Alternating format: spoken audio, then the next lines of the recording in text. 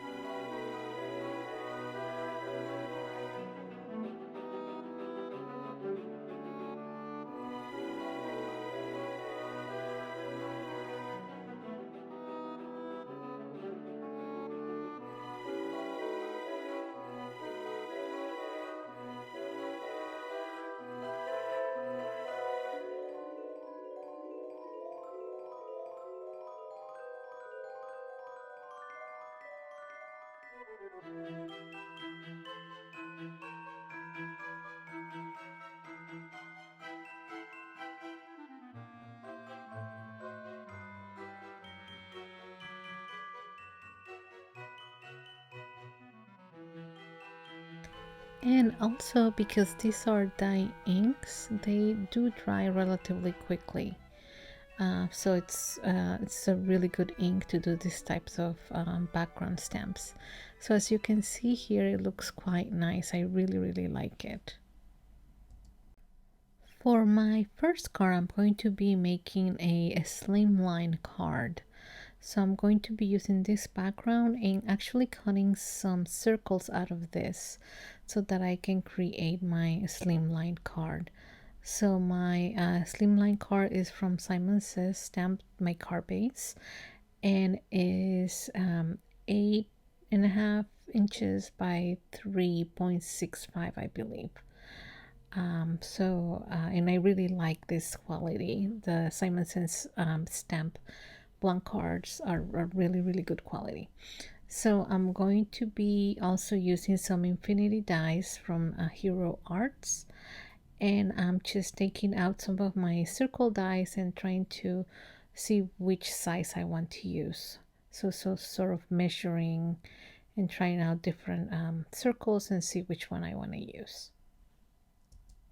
And then I'm going to be cutting in half my background, and then I'm going to run my piece of my background with the circle die to cut the circles through my manual die cutting machine. And I'm going to be leaving the link to most of the supplies that I use in the description below. So I'm going to be cutting 3 circles from my background that I created, and there's going to be a 4th piece left that I'll use later for a different card. And then I'm going to be cutting 2 additional white circles that I can stack up under my background circle to give it some dimension. That way it looks a little bit raised when I put it into my Slimline card.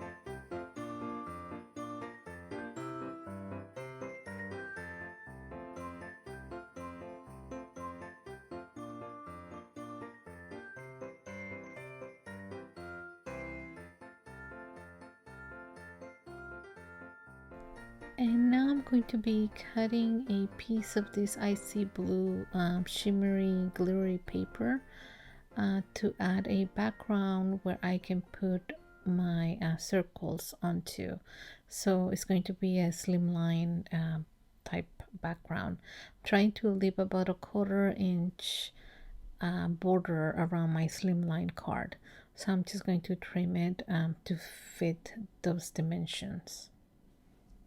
And I also went ahead and stamped a sentiment on a little white circle using some a lawn fawn have a Merry Christmas stamp, so that I can add this little white circle sentiment in the middle of one of my 3 circles, so as you can see here. And now I'm just going to start assembling my card in my circles. First, I'm going to be gluing my background circle to my white circles to create some dimension. And then I'm going to add them to my glittery background. And I'm just going to use a ruler and sort of eyeballing where my circles are going to go. And then I'm going to add it to my Slimline card.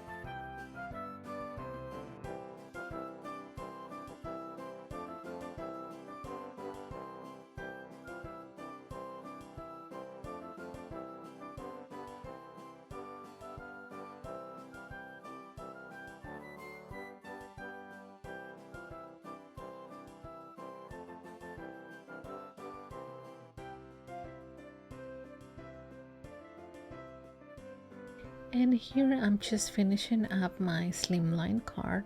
I'll be adding a little bit more sparkles later. And for my background, I cut up 3 circles for my slimline card, but I still had a piece left. So I went ahead and cut another circle just a little bit bigger than these ones here. Just a little bit. You can't notice it that much. And so that I didn't waste that background, so that I can create a tiny card. So with that circle, again, I stamped the have a Merry Christmas, the circle, and some of the sparkly icy blue paper. I cut that icy blue paper to 4 inches by 4 inches, and I'm going to put it on a card base that is 4.5 inches by 4.5 inches. This card base that you see here is 5 inches by 5 inches, but I'm just going to trim it so that it's 4.5 inches by 4.5 inches. And then I'm just gonna glue all my pieces together to create this smaller card, because I didn't want to waste that other piece of background paper because I think it's super nice. And then I'm adding some sparkly gems to this as well. And I'm also adding, as I mentioned, sparkly gems to my slimline card.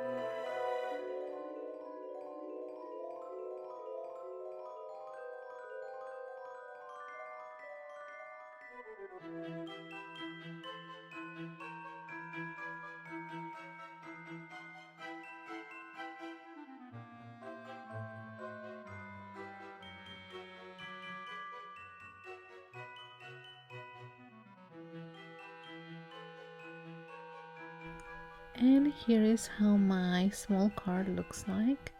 It's quite sparkly and I really like it. Here is the slimline card. I also added little gems to this one, so it's very sparkly as well. The glue that you see oozing out of the gems is going to dry out clear, so it's gonna be even nicer. So here are both of the cards. I hope you enjoyed watching this video. I'll leave a link below to the other videos in this short series. And I hope you and your family have a great Christmas and holiday, and I'll see you next time.